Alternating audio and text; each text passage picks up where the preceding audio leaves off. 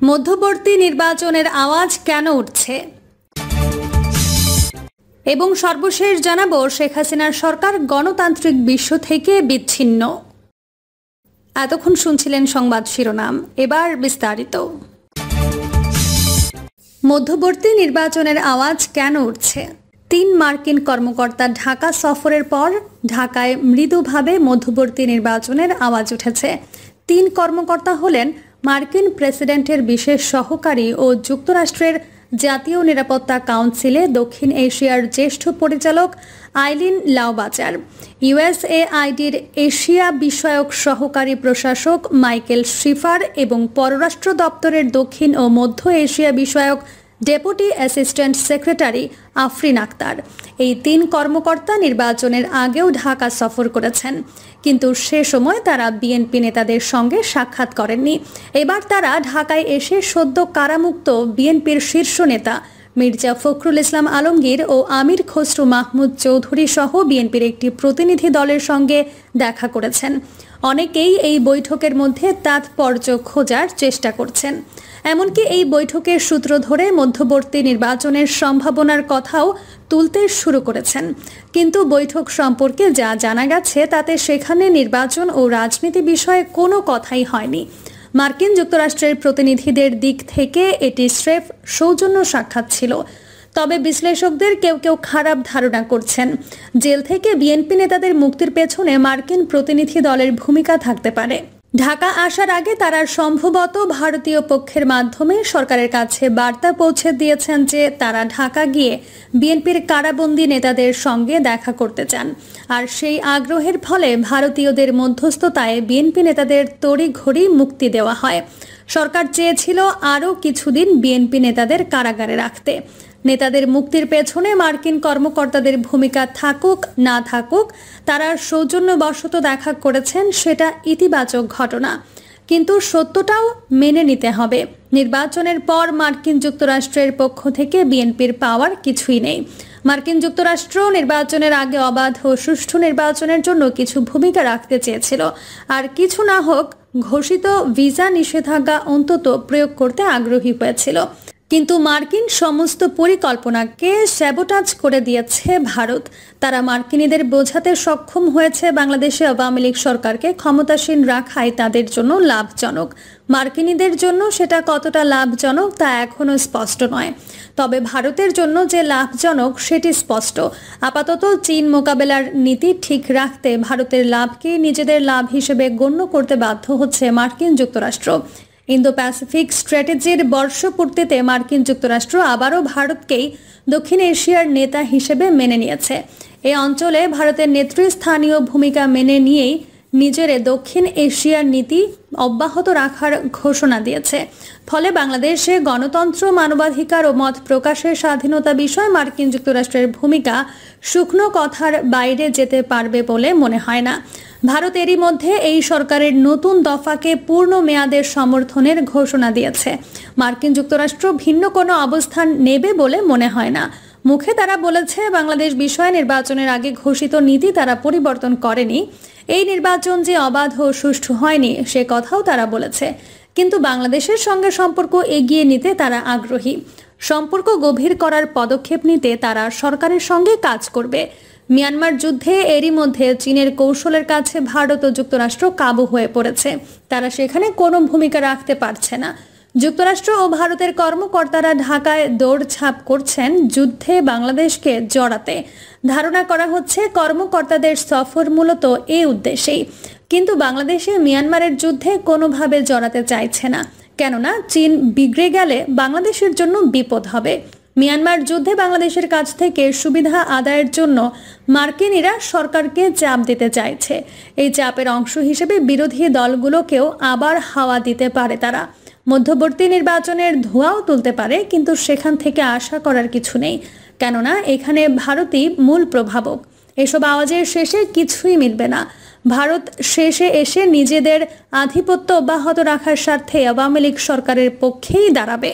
7 জানুয়ারির নির্বাচনে যুক্তরাষ্ট্র স্পষ্টভাবেই বাংলাদেশের জনগণের সঙ্গে প্রতারণা করেছে। তারা বাংলাদেশের জনগণের আকাঙ্ক্ষার সঙ্গে থাকতে চেয়েও থাকেনি। বাংলাদেশের নাগরিক সমাজের পাশে দাঁড়ায়নি। এমনকি তাদের বন্ধু ডক্টর মোহাম্মদ ইউনূসের বিরুদ্ধে সরকারের অন্যায় কর্মকাণ্ডের বিরুদ্ধেও মার্কিন সরকার স্পষ্ট অবস্থায় নেয়নি। নিজেদের ঘোষিত ভিসা নিষেধাজ্ঞা তারা একজন ব্যক্তির বিরুদ্ধে প্রয়োগ করেছে এমন আলামত নেই। সবচেয়ে বড় যে প্রতারণা তারা করেছে সেটি হলো তারা বারবার বলেছে বাংলাদেশকে তারা ভারতের চোখ দিয়ে দেখে না, কিন্তু কার্যক্ষেত্রে উল্টোটাই দেখা যাচ্ছে। ভারতের চোখ দিয়ে তারা বাংলাদেশকে দেখছে, ভারতের কথায় তারা বাংলাদেশের জনগণের সঙ্গে প্রতারণা করে চলেছে। এই অবস্থায় ভারত ও মার্কিন যুক্তরাষ্ট্রের কাছ থেকে বিএনপি সহ বিরোধী দলের কিছুই পাওয়ার নেই। তবে কূটনৈতিক সম্পর্ক ও সহযোগিতা চালিয়ে যেতে হবে দুটি দেশের সঙ্গেই। যোগাযোগ অব্যাহত রাখতে হবে। পাশাপাশি চীন ও রাশিয়ার সঙ্গে যোগাযোগ ঝালাই করতে হবে। বিএনপির সামনে বড় সমস্যা ভারত কিছুতেই বিএনপিকে মেনে নেবে না। ফলে ভারত মোকাবেলা করতে তাকে চীনের সঙ্গে পুরনো সম্পর্ক ঝালাই করে নিতে হবে। তবে সব কথার শেষ কথা জনগণের শক্তি। বিএনপির সবচেয়ে বড় শক্তি এটাই। জনগণের শক্তির সাথে করে বিএনপিকে নতুন করে মাঠে নামতে হবে। মধ্যবর্তী নির্বাচন নয়, প্রথম সুযোগেই মাঠে নেমে আন্দোলন জমিয়ে ফেলতে হবে। শেখ হাসিনার সরকার গণতান্ত্রিক বিশ্ব থেকে বিচ্ছিন্ন।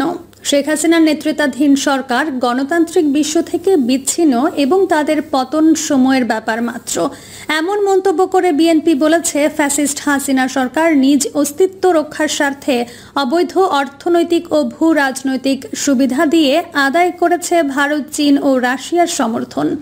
বিশেষত নতজানু পররাষ্ট্রনীতি, অসম দ্বিপাক্ষিক বাণিজ্য, নামমাত্র মূল্যে ট্রানজিট সুবিধা, পানি সমস্যার সমাধানহীনতা, গোপন আদানি চুক্তি সহ জাতীয় স্বার্থবিরোধী অজস্র প্রকল্প বাস্তবায়ন এবং অভ্যন্তরীণ রাজনৈতিক হস্তক্ষেপ ও আন্তর্জাতিক লবিং, যার প্রমাণস্বরূপ শেখ হাসিনা নিজেই বলেছিল ভারতকে যা দিয়েছি সারা জীবন মনে রাখবে। এবং ওবায়দুল কাদের দাবি করে 7 জানুয়ারি নির্বাচনের সময় ভারতীয় আওয়ামী লীগের পাশে দাঁড়িয়েছিল।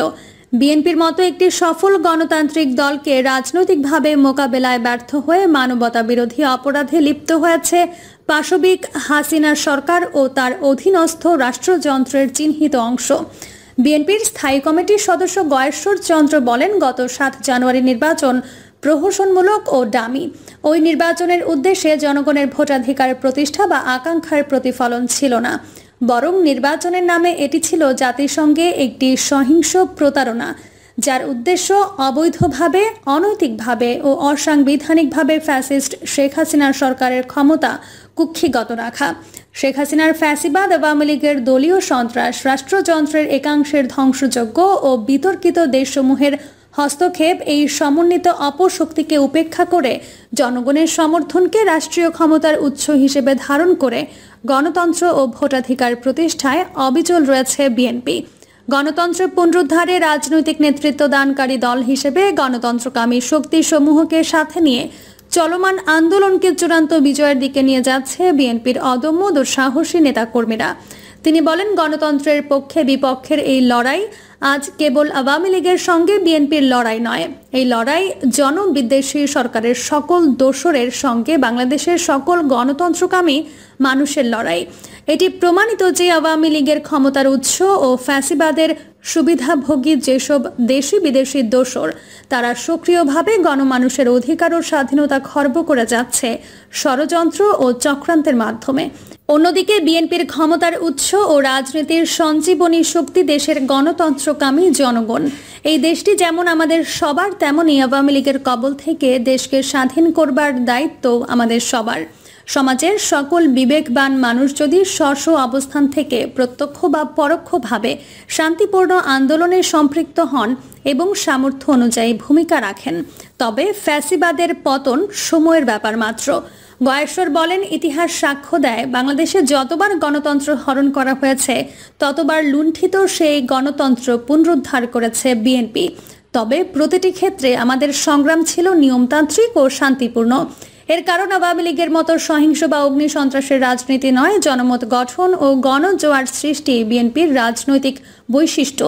দেশের প্রায় সকল গণতন্ত্রকামী মানুষ দ্বারা সমর্থিত উদার ও সহনশীল রাজনৈতিক ঐতিহ্যের ধারক দল হিসেবে বিএনপির সাংগঠনিক শক্তি বিস্তৃত সমাজের প্রতিটি স্তরে ও রাষ্ট্রের প্রতিটি কাঠামোতে বাংলাদেশের বিদ্যমান অস্বাভাবিক অচলাবস্থা যদি অব্যাহত থাকে তাহলে তার অনিবার্য পরিস্থিতি ও সম্পূর্ণ দায় আওয়ামী লীগকেই বহন করতে হবে। গণতান্ত্রিক অধিকারকে রুদ্ধ করার এই অশুভ প্রক্রিয়া বাংলাদেশের রাজনৈতিক, অর্থনৈতিক ও কূটনৈতিক সংকটকে ঘনীভূত করে তুলবে। আওয়ামী লীগের রাজনৈতিক সংস্কৃতি প্রমাণ করে এই দলটি কখনোই নিয়মতান্ত্রিকভাবে জনগণের ভোটে নির্বাচিত হয়ে রাষ্ট্র পরিচালনা করেনি। তিনি বলেন, 2014 এবং 2018 সালের নির্বাচনের মাধ্যমে আওয়ামী লীগ জনগণের ভোটের অধিকার কেড়ে নিয়ে ভোট ডাকাতির অভিনব সব পন্থা অবলম্বন করে জাতীয় ও আন্তর্জাতিক অঙ্গনে যে কলঙ্কিত ইতিহাস তৈরি করে তারই ধারাবাহিকতায় ডামি প্রার্থী, ডামি দল, ডামি ভোটার ও ডামি পর্যবেক্ষকদের সমন্বয়ে মঞ্চস্থ হয়েছে 2024 সালের ডামি নির্বাচন। প্রিয় দর্শক, এই ছিল এখনকার সর্বশেষ সংবাদ। আপডেট সব সংবাদ পেতে চ্যানেলটি সাবস্ক্রাইব করে বেল আইকনটি ক্লিক করে রাখুন।